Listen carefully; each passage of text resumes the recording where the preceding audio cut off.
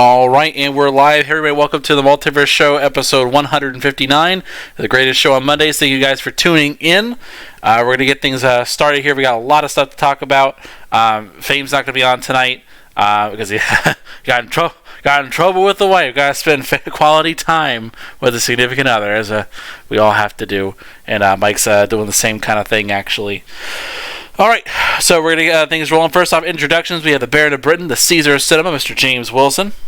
Look, I get it. You're bragging that they all have significant others and I'm alone. All right, you don't need to rub it in. Hi, everyone. How you doing? James_S. Wilson, film nerd, wrestling fan, and in excess expert, world official expert. I'm quite tired. All right, we also have the White Wolf of the other member of the Lonely Hearts Club gang, Mr. Samuel Tolbert. Hey everybody, it has been a long day, but I am good to be here talking with my bros as usual. This week we actually have a lot of good stuff to talk about, in depth, so we better get right to that actually. Yep, exactly. And as you know, ladies, they are single. That means they're on the market, so hit them up in the DMs. They will be gladly willing to discuss that, any business and personal opportunities available. So, first up, the immortal question we ask every week: what have you guys been playing? James, you play anything at all? Nothing new. Mm-hmm. So nothing really to talk about. I'm considering, because I've got a little bit of cash because of the furlough payment. Mm-hmm. But I'm thinking, do I get Final Fantasy VII right now, or do I potentially save it and get The Last of Us? And I'm heading towards The Last of Us. As a general rule, if you weren't interested enough to get something immediately, save it up for something you know you're going to get. Just get it over with. Yeah, that does make sense. Yeah, I mean, I did the same thing. I basically, beginning of the year, got my tax return, got Doom, got Cyberpunk, done. Like, it was the only games I'm buying at the end of the year. So, just wait. That's my name of the game. So, Sam, what you been playing, sir? So I finished up Gears Tactics recently. That's a good game. It's very good. I'm going to be excited when that comes to Xbox later this year because Xbox owners need to go and play it. It's basically XCOM, but better, and it's Gears. It's really good. It works really well. Beyond that, I've been grinding a lot of multiplayer stuff. Been grinding Battle Pass tiers in Call of Duty, Modern Warfare. Mm-hmm. Hitting Warzone up.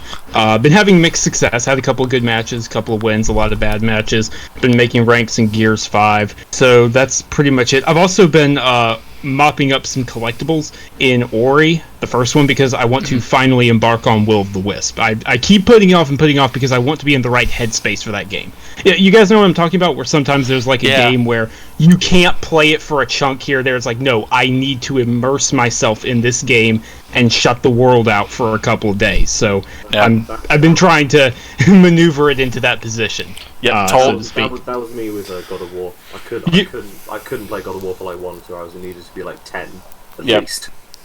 I totally get what you mean. I normally call it the summer block. It's like there's a game during the summer I play almost exclusively. Like I may dabble a little bit in other games every so often, but like during the summer, it's that one game I'm playing consistently. Like 1 year, what was it? I remember 1 year was Elite Dangerous. Another year it was Fallout. No, actually, that was like the rest of the year. So, because I could always get into a Fallout headspace, but like you have to be in a very particular one for certain games. What is it? I had a couple other games I got in the headspace for. Rainbow Six Siege was another one. Red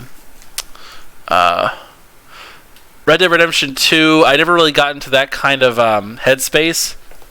Mm-hmm. But I hope that finally by this point with the multiplayer online that I will be able to make that my summer game. I think things have settled down enough. I know Dollface has been starting to play Red Dead Redemption 2, which, by the way, I want to rant about how good Red Dead Redemption 2 is. Like, I have not... Please. I have not picked up Red Dead Redemption 2 since finishing it. Like, I'll dabble a little bit in the epilogue stuff. I still haven't finished the epilogue just because for various reasons. But I haven't replayed anything. I've been watching the beginning of the game. It is so good. Watching that again. I still haven't played it. It is really, really good. I don't even like the first game. Keep that in mind. This is my thing. I really don't like the first one. I don't either, but this is so much better. Okay, James, if I can interject a moment, what are your favorite bits of the first game? If you have any at all. I played it a long time ago. I haven't played that game for 5 years. Okay, alright, well here's, Red Dead Redemption 2, I will say this, I was always in the camp that the first game, while it has some good bits, particularly towards the end, spoilers for a near 10-year-old game, sorry, as Marston, everything builds towards his death and all that, and, I do remember my favorite. My favorite bit was, the end of the first bit in America and when you first arrive in Mexico. That was the bit that I really liked, and everything after that, it just went downhill from it. Yep. Okay, you'll like Red Dead Redemption 2 then. I always burn out at the same spot. I always burn out at that exact spot, James. Yeah. People forget, people seriously forget when they put it on greatest of all time list how bad the Mexico section is. They really do. It's not good at all. But Red Dead Redemption 2 is a completely different beast. It is a modern Western epic through and through. Like James, you will really, really enjoy it because this one, especially if you're a film lover, it plays on a lot of different Western tropes and lots of different Western genre. I love Westerns, which is why when I didn't like this is so time, much better. Okay, you know what? I'm gonna do it. You know what? This week I'm gonna buy it. I'm gonna buy it and play it. Do it. I'm not doing anything else. You're not doing anything. But it commands a lot of time. It hit me at the right time, especially when I played it at first, because I played it in 2018, as soon as it came out, and I really, really enjoyed that game after not liking the first one. The mechanics are refined. There's enough level of detail. There's a lot of foreshadowing and a lot of really when you play a second time, there's a ton of foreshadowing and it's done very well. They don't really at least people who are going to die and such, they try not to hint at it too much, which is really interesting to watch. Yes. It's also treated very realistically, if I can interject that. This is not a someone gets shot and dramatically has a speech for 3 minutes type thing. It takes you by surprise. It's it takes you by surprise. It is very, very harsh what that game builds to, but my God, it's magnificent. Yep. So it really is an excellent game. It holds up really well because some games don't hold up really well outside of a certain time frame. I think Mad Max did not hold up very well after the summer it released. Or not summer, that season. I will respectfully disagree with you on that, but I won't go into detail because we're running over. Yeah. Anyway, other than that, I've not played very much. A little bit of Fallout 76, a little bit of Doom. I haven't really played that much. I hope to change that sometime, but who knows when that's going to happen. So, anyway, moving right along. First off, we got to pay the bills. We actually got a real sponsor this week. Sam, who's our corporate shill of the week? So this is Abstergo Industries. And they were very excited that we were going to be... Hold on here. Let me check the notes. Spreading the good word of Abstergo and making sure that people don't get historical fiction mixed up with what really happened.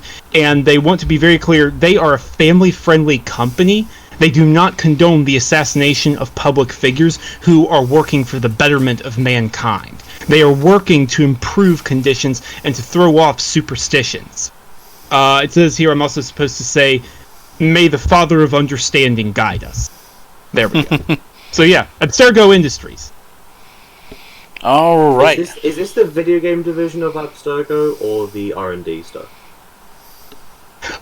This is just Abstergo. We got a full corporate embellishment. Yeah, the letter I got was from the vice president himself. He said he was, hold on, what is this?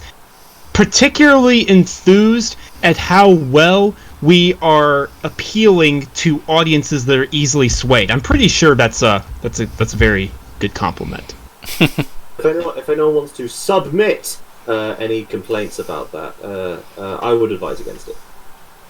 Yep. All right, so we're going to get things going with our first little topics here. But first off, since Mike is not on the show, we're going to hold off our impressions and such on The Lighthouse. I know we said we were going to do that for the film, for the viral film series. May I quickly give my thoughts on The Lighthouse? Sure, why not? And may I apologise for what I'm about to say. It's a boring sack of shit. Oh boy. Carry on. Oh, okay. Can I say something in response, real quick? No. You can't see what I'm doing, but it's a very rude gesture. All right. So, moving right along a little bit. So I know, because I want to make sure we keep going in this session, because I don't know how long the viral season is going to continue. Sam, I'm going to say go ahead and do your suggestion for next week, and we'll do impressions both next week for both of them. Okay. So this is it's kind of a safe pick, but what can I say? I was feeling nostalgic, so it is what it is, and I really would like to have a deep discussion about the 99 things we love about it, and the one thing we all dislike, inevitably, and we all know what that is, and that's Return of the King. Extended edition. You have to do extended edition, or it doesn't count. I will literally yeet you out of here if you don't watch the extended edition. How very fortunate. Actually, literally today, Dollface told me she had not seen Lord of the Rings: Return of the King. Perfect. Literally about an hour before the show. Perfect. So just set aside half a day, and you'll be good to go. I watched Fellowship yesterday. Nice. We're literally gonna drag my extended edition Blu-ray collection out of my parents' storage that I gave to my mom for Christmas 2 years ago. Perfect. But yeah, I mean, I know it's a safe pick in that it's a great film. I don't feel that I'm giving anything away by saying we all love it, but still, would be good to discuss. So. Hell yeah, I'm well into that. All right. So with that out of the way, Ivan, what do we got next up on the docket? Okay.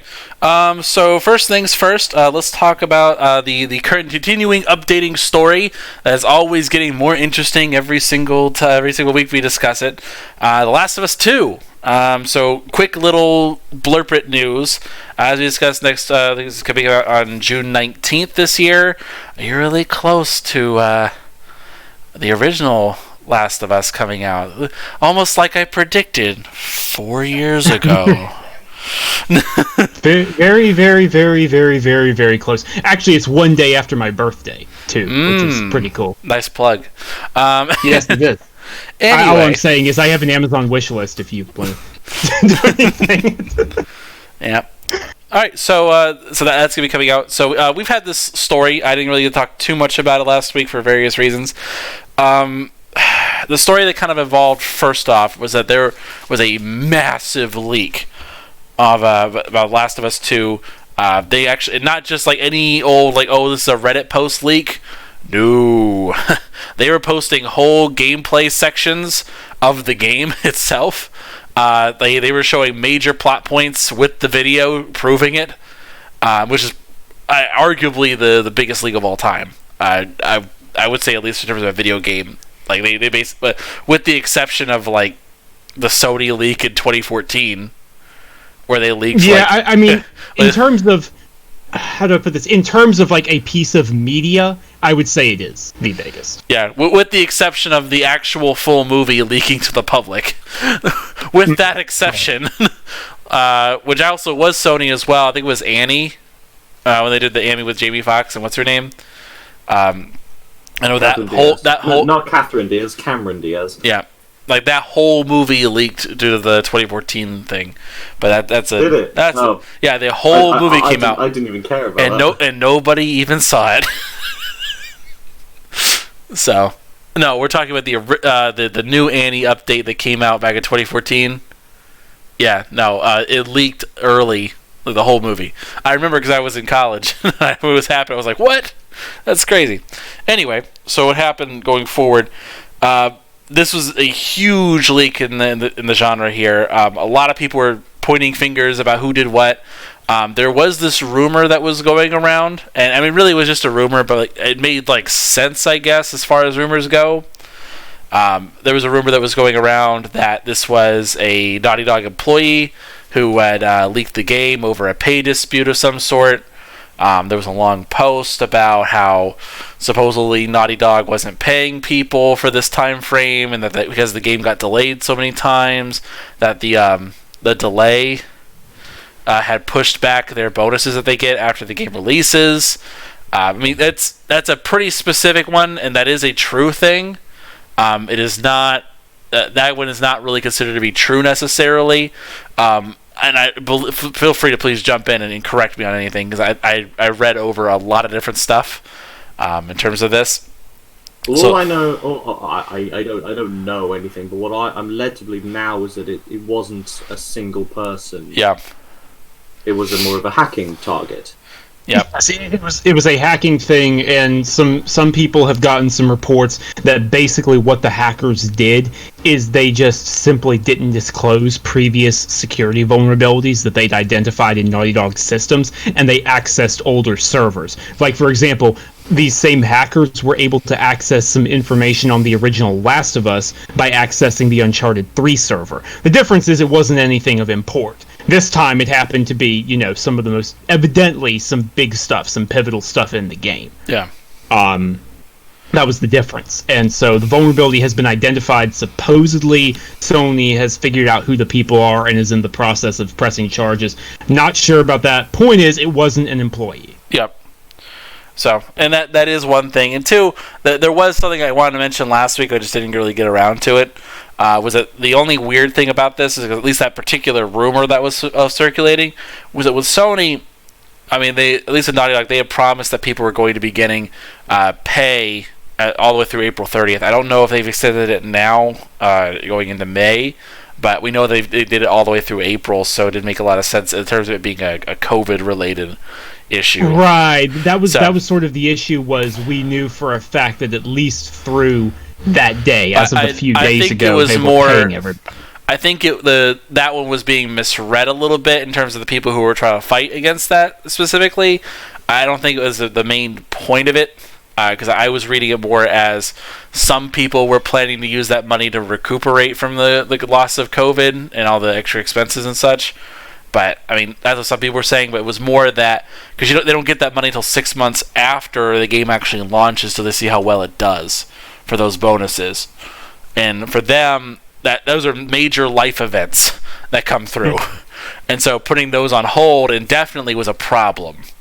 So that is one thing. 6 months, what if you strategically plan to have a child and, you're expecting a bit of money? Like, having a child in America is really expensive. Yes, and it if is. you delay that money by 6 months, it could ruin someone. Yep, and not just that, but keep in mind, they were originally planning the game to come out in February, and then it got delayed into May. Or, no, sorry, it was April first. They delayed it into April, and then it was, so they had to push it already 2 months, and then they got to push it indefinitely to, I don't know when I'm going to get that money, and now it's going to be June, so they're not going to get it until the end of the year. So, I do feel like there was a better way to do this than just releasing a bunch of really sensitive material about the game. And I reckon an open letter detailing business practices would have caused a bigger shockwave. Well, that's the problem. They kind of already did that, because Jason Schreier did a whole piece on Naughty Dog and their crunch and their culture earlier. Was it this year or last year? This year. It was literally a couple months ago. Yeah, this is a thing that actually happened, and as far as we're aware, nothing changed.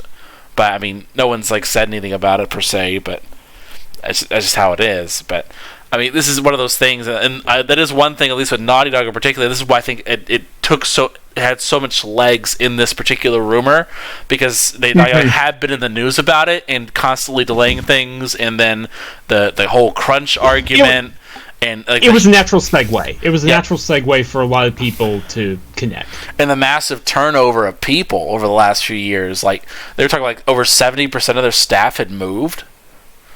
Yeah. The example used was senior staff specifically, but they said, Schreier's report said that 7 out of 10 senior staff weren't the same as the ones who worked on Uncharted 4. And overall, the studio is smaller than it was then as a result of all that. So I'll say this: after this game is out, I'm glad it wasn't an employee who leaked anything. But after this game is out, I hope they all get to rest and breathe a bit, because it sounds like this has taken a toll. So, and I don't think that this is also just goes to, I guess, more of a Sony thing in general.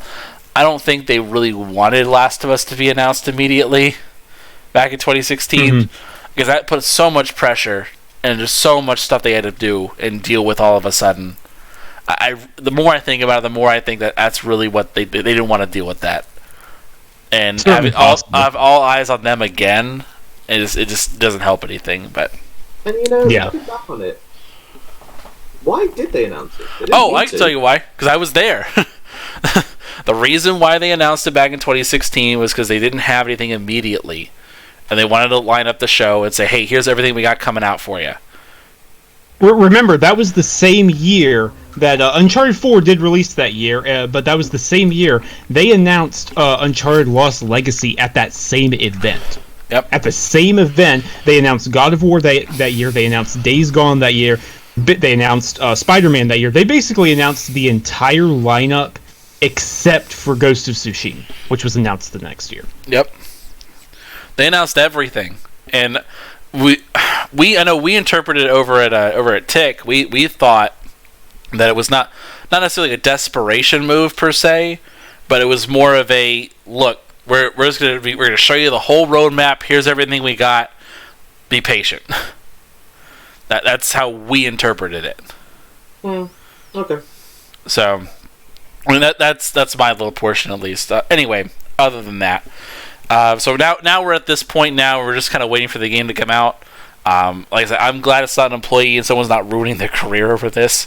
For real. I'm not thrilled with how Naughty Dog handles stuff, but this is not to make with how they handle and do business or justified or anything. I mean, this is a pretty common stuff. It's not uncommon for after projects for people to leave and for turnover in a studio. It's not uncommon. It's not completely unheard of for people to be underpaid in their jobs and for bonuses to be massive bonuses to be awarded after the game's completion. That's not entirely uncommon, but these are things you deal with. But it doesn't make it right. As long as that's clear, we're fine. Yeah. Anyway, next topic for time's sake. We actually had a game announcement last week. Finally. Something to look forward to.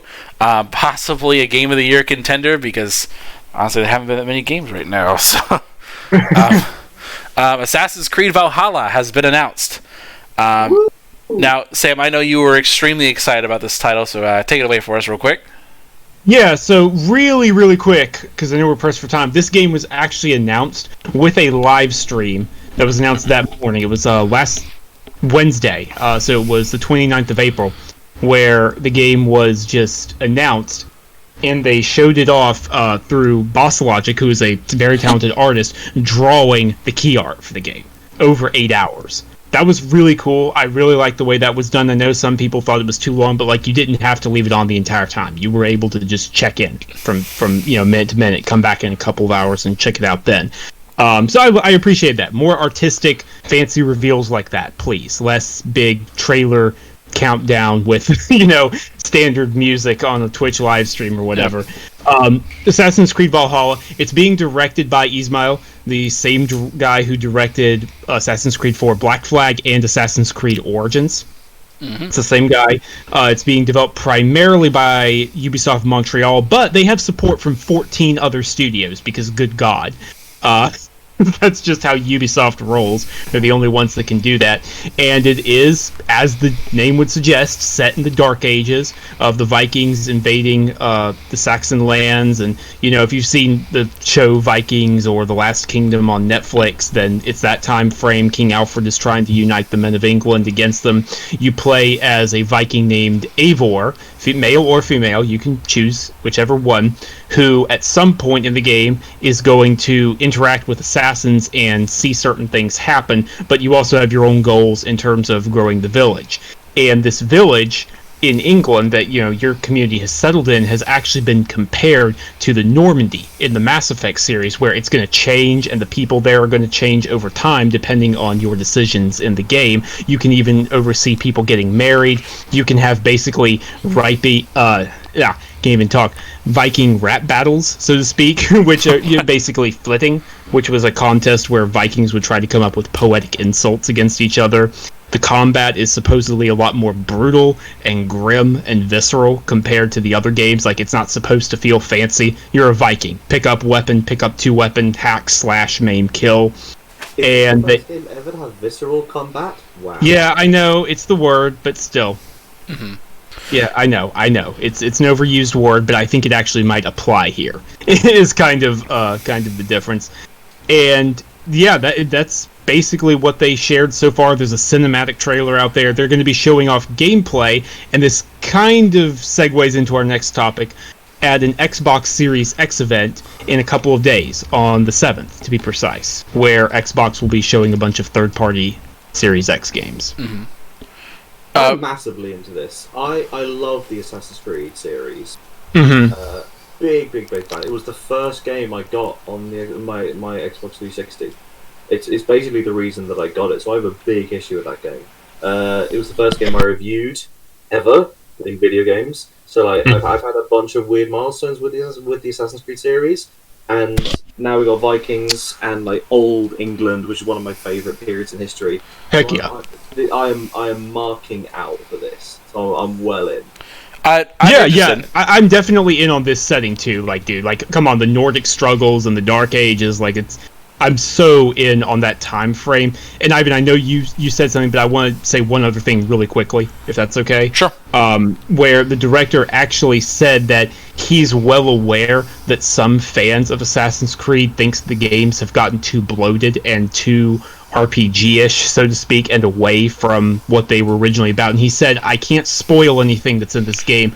All I can tell you is that we hear you, and while this is a big open-world RPG, we want to appeal to fans of the older games as well as the people who liked Origins and Odyssey. I'm in. So I thought that was kind of interesting. I'm in.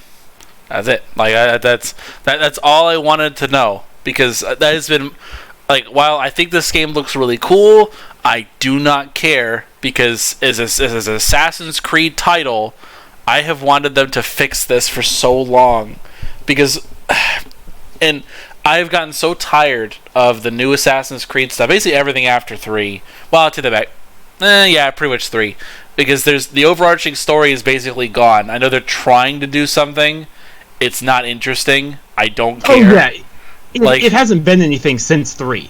That was the last game where the overarching out of the anima story meant anything, for sure. Yeah.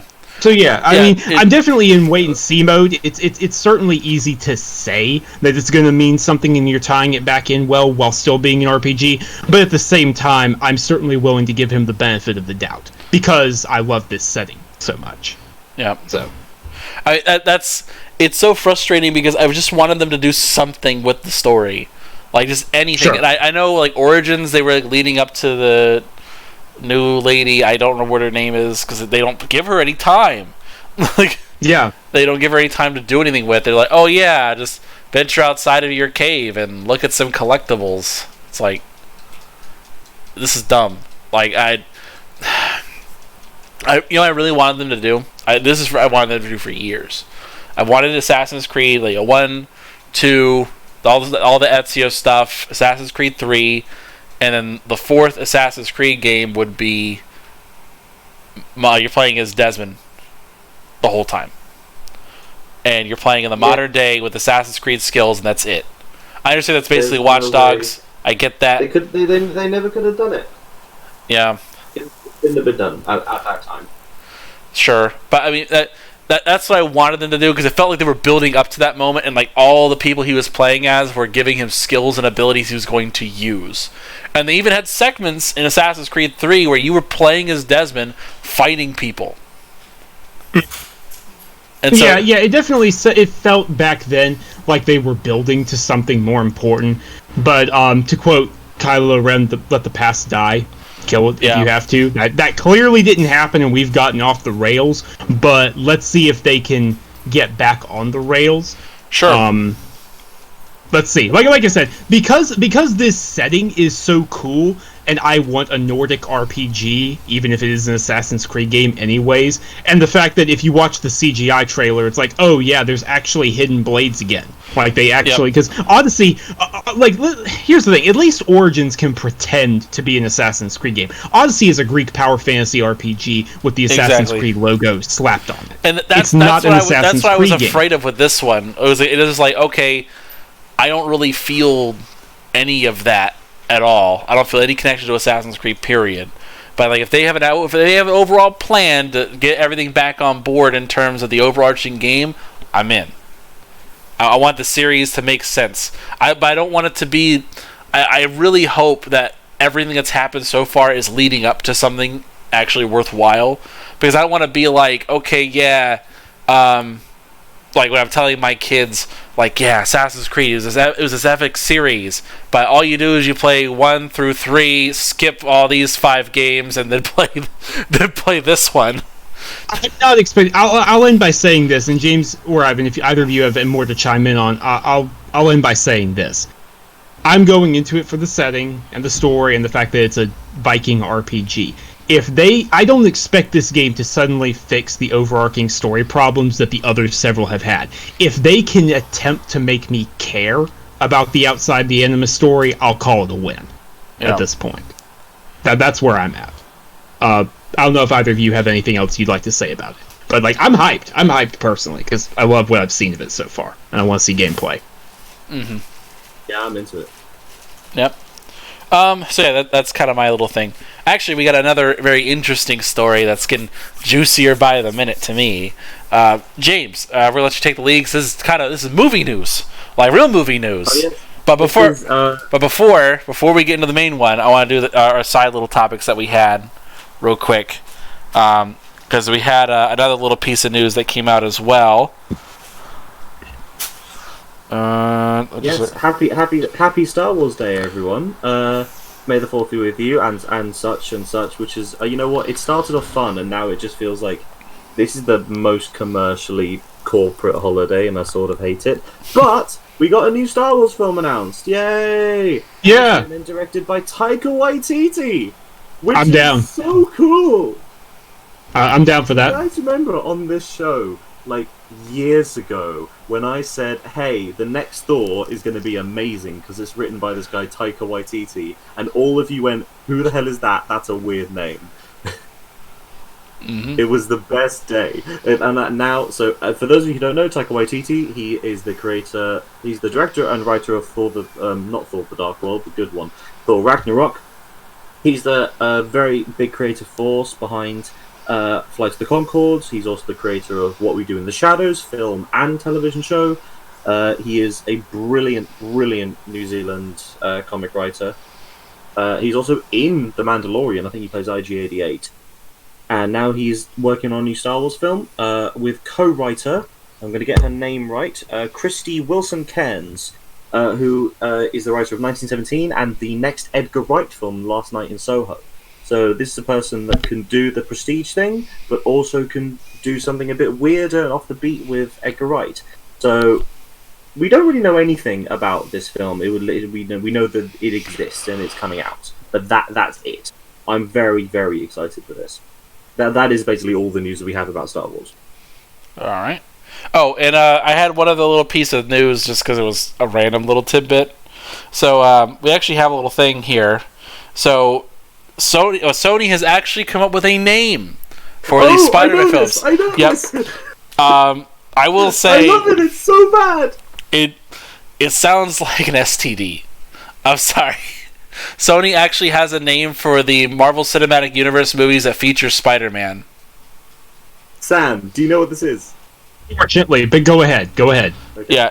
So they're calling it Sony Pictures Universe of Marvel Characters, or SPUMC.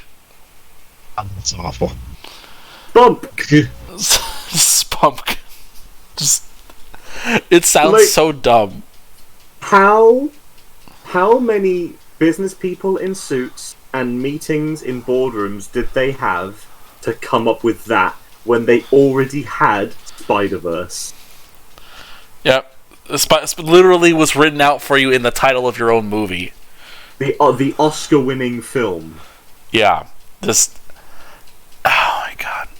Or even funnier if they had done something like with actual Sony pictures, including Spider-Man, or like just like try to make it say like, type Spider out or something like that. Just, you can figure something out. You get people who actually get paid to figure this stuff out. Make an acronym that comes out to Spider. It's you already got Sony pictures, SP done. Like, but anyway. It's just a dumb little tidbit. But anyway, the real piece of news. James, take it away for us.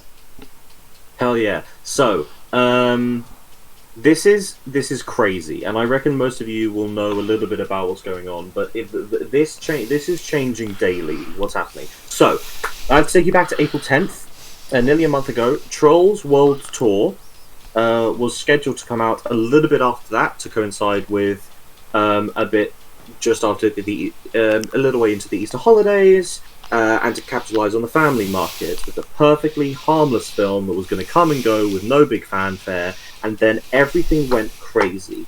So because of COVID-19, Universal chose the decision to just release the film on video on demand services. So that's box office services. I don't know what the American equivalent of Sky is. But like Sky Movies here, I think maybe home box office you pay to download it, maybe through Amazon Prime, that kind of stuff. It ended up making a bunch of money. It made, I can't remember if this is worldwide or US only, but it made $90 million in its first 3 days, which is more than the original Trolls film made in its US theatrical run, opening weekend I should say. Because of this, AMC and its sister company Odeon in the UK made the outrageous decision to ban all Universal films going forward being shown in their cinemas. That means no James Bond, no Candyman remake, no Fast and Furious, no Halloween films, and no Trolls, and no Jurassic Park, no sequel to The Boss Baby. Like, yeah, that film is not going to be a masterpiece, but the first one made bank, and it's just a crazy thing that happened. And then, when we thought things couldn't get weirder, Regal and its parent company Cineworld did the same thing. Now, their stuff, there's conflicting reports about how serious their ban is. My current understanding is that it's going to be a time-sensitive thing. So we're not going to be showing Universal films up to a certain point, and then we're going to again. But as I said, that's not confirmed. There hasn't been a hard line as to that situation. But this has the potential to be one of the most important things to ever happen in cinema. Because what could happen from here is either the other studios see what the cinemas are doing and just completely bypass them forever. So, you know, Warner Brothers have a new streaming service. Warner Brothers have a partnership with HBO Max coming up. They could just distribute all their films through there, and you pay a premium to watch the new Harry Potter film. What if Disney just start doing that with Disney Plus? What if Universal have a deal with NBC? They own them. You could get Universal films through Peacock. But what if, because of this, the cinema industry as we know it ends in about a week? Like, that is a thing that could realistically happen off the back of this. Or, and the option that I think is more likely, is that all the other studios realize that there's a bunch of prime real estate waiting for them to put their films in. Because often you'll counter-program something. When a big film comes out, you'll put a smaller film. What if Warner Brothers pulls something out of the can, puts it in the same release window as the next James Bond or Fast and Furious? Because now they've got 50% of all cinemas waiting to put some films on. Mm-hmm.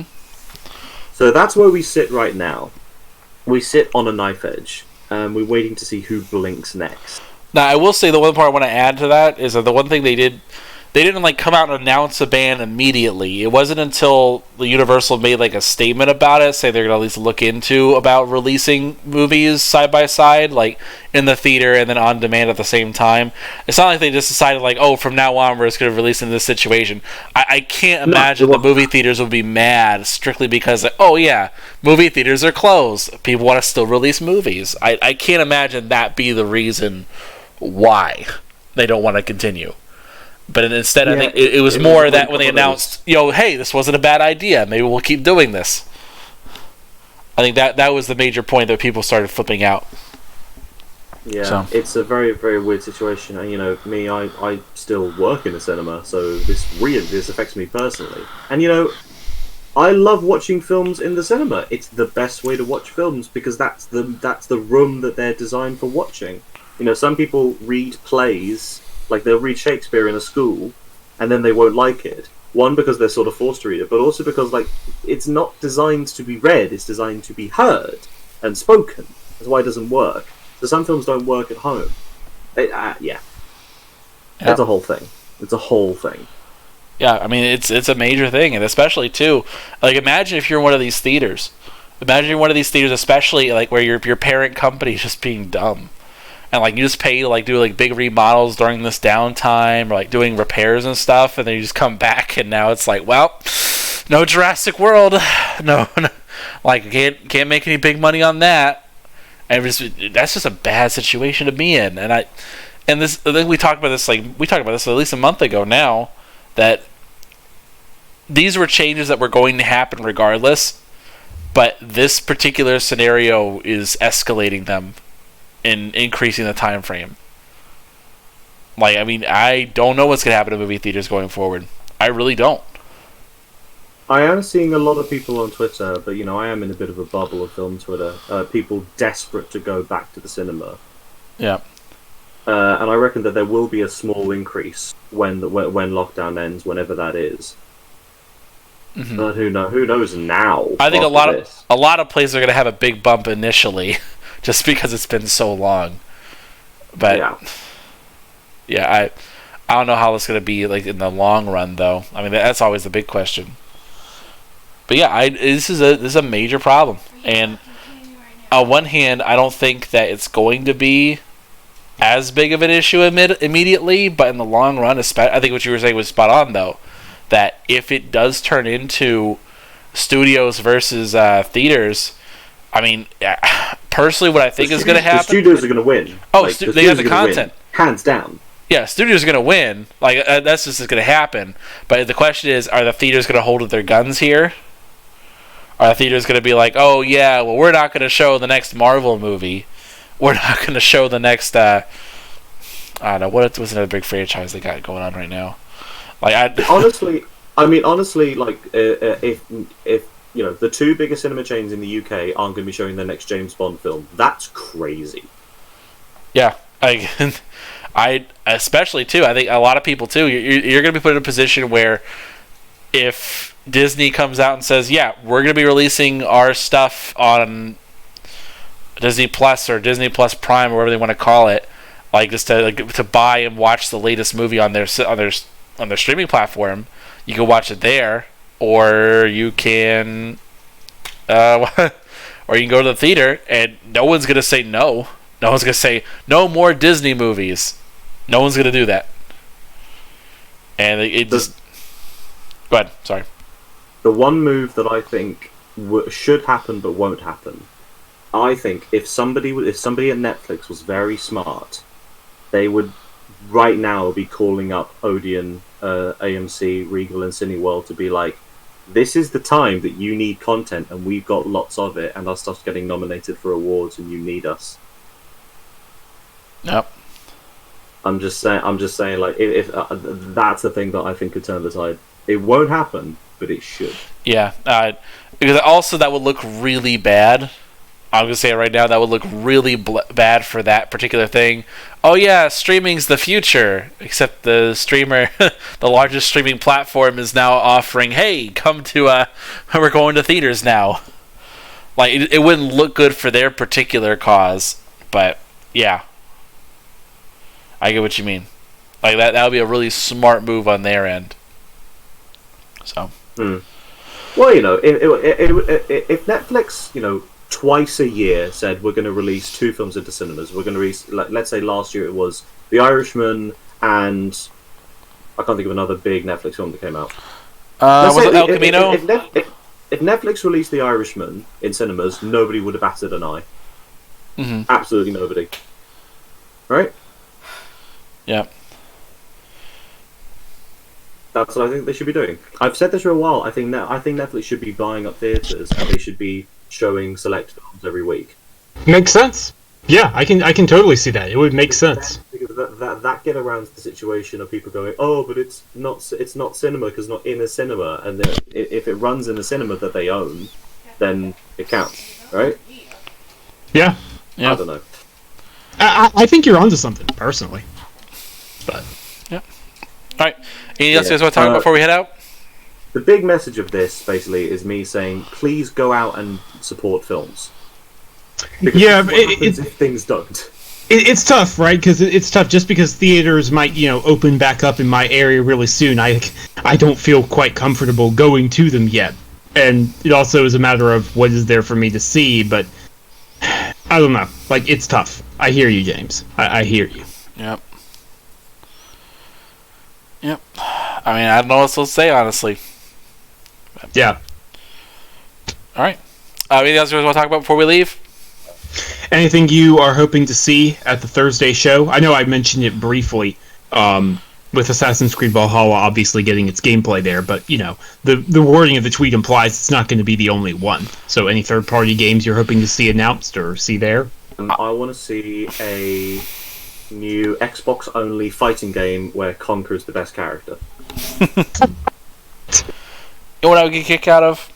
And this is purely just me. I get a kick out of doing it. I feel like they're gonna what they are gonna show is they're gonna show Assassin's Creed, Cyberpunk. I'm really hoping, and I know we've heard a little bit of it. Whatever Warner Brothers is working on, we've heard that they're working on another Batman game. Like if it's a Batman Beyond game, I know they talked about something else, but I don't remember the specifics of it. Court of Owls. The Court of Owls. Give me the owls. Give me the owls. I mean, rumor has it it's the Court of Owls. And, the whole, they were wearing Court of Owls mask at their studio rap party last year. So, that seems like it. And there's also the fact that WB is not just doing that, but WB is publishing that Harry Potter game that leaked a while ago. Mm-hmm. So, either one of those could be announced there. But something like that, if they show something like that, I'll be happy. Because all I want to see is I want to see them do something... Just have something big, because I remember seeing Arkham Knight when they showed that off the first time. I was impressed, and I want to see something like that. Fair. Because we're here about showing detail. We're here about showing every little facet we can do in Power. Show me that. That's a good game to showcase things with. So that's what I want to see. And at this point, no more Forza. I don't want to.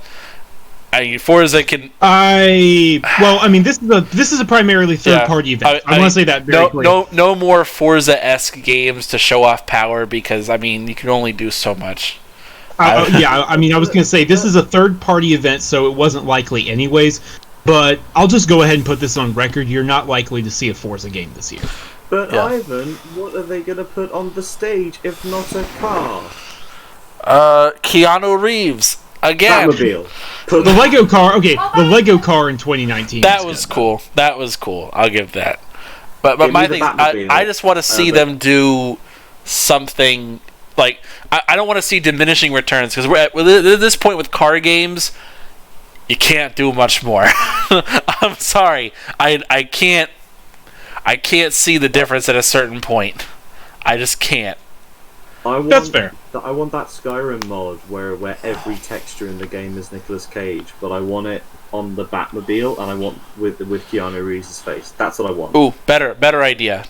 Either Red Dead Redemption 2 or The Witcher completely redone on Series X. But that's all I would ask for, because then that would show me like, oh crap, like. Where it's like you can see a definitive difference, not for resale or anything, but like, hey, look, we're doing an update with what were they calling it again? Smart delivery. We're doing a smart delivery update for these two games or one of these games. Look at the difference. Holy crap! For sure, smart delivery will be a big part of it. I fully expect them to say like, oh, everything you see here supports smart delivery. I 100% expect that. And I'm also hoping we see everything is 60 FPS. Like, this console CPU leap, I don't want to hear any excuses. Assassin's Creed Valhalla is running on the base PS4 and base Xbox One. You can get the Xbox Series X version running at 60 FPS. Yes, no excuses for that. You can. Like, if you guys are flirting with like this, the Xbox One X getting 60, like the Series X should at least get 60 bare minimum. So, anyway, anything else before we head out? Stay safe, be happy, be healthy. Hang in there. This has been kind of a crappy... Go ahead. Oh, I don't want to... I'll cut you off now, fuck it. I don't like to do a lot of self-promotion because I don't really have a lot to self-promote. But this Wednesday, I'm doing it's not a live stream, it's a watch-along on Twitter and on Google Hangouts. We're going to be watching the Thunderbirds live-action movie from 2004. I remember that movie. That's going to be me, another critic called Matthew Farrelly, Meg Embers, and I feel really bad because he's the person organising the entire stream and I've forgotten his name. B. Buster Bill, I think. I'll tweet it out. After this. Nice. So that's going to be a Wednesday. I think that's going to be like 9 p.m. GMT. I'll tweet out all the details, but that should be a bunch of fun. All right. Cool. Thanks for sharing, James. Gotcha. All right, and we're going to wrap things up here. James, where can the good people find you, sir? The good people and the bad people can find me at James_S Wilson on the tweets. And just about... And in my house, because that's where I am. But don't actually come and find me. I'm really tired. You know, I start all these outros with such gusto, and I always lose steam. I really should write these down, but I feel like that would disappoint you guys. You know? Yeah. There we go. Stay safe, everyone. All right. And Sam? Yeah, you can find me on Twitter at Samuel Tolbert. That's TOLBERT. Give me a follow. Talk to me. Happy to talk with you. You can find what I'm writing on Windows Central, Android Central, and iMore. We're in the last of the calm before the storm. Things are about to start rolling out. It's going to be exciting summer. All right, and I'm Anchor MB2. You guys know where to find me on all the social medias to the same tag and title. Catch me up on Fallout 76 if you want some free stuff. Let me know, and I will see you guys later.